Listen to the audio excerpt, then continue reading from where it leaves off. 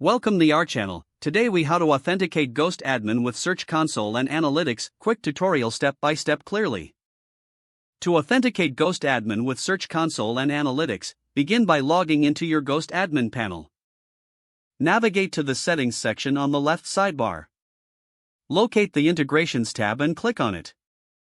Scroll down to find the Google section. Select the Google Search Console option. You will need to log in to your Google account. Once logged in, click on the Add Property button in Search Console. Enter the URL of your Ghost site and click Continue. Choose the verification method as HTML tag. Copy the meta tag provided by Google Search Console. Return to your Ghost Admin panel. In the Google Search Console section under Integrations, paste the copied HTML tag into the appropriate field.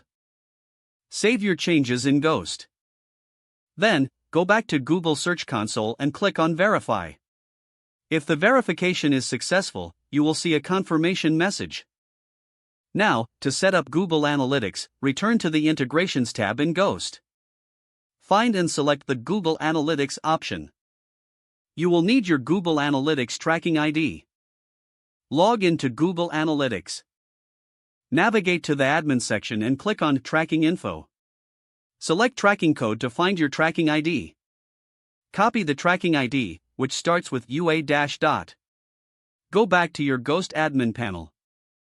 Paste the Google Analytics tracking ID into the corresponding field. Save your changes. To ensure everything is functioning correctly, visit your Ghost site.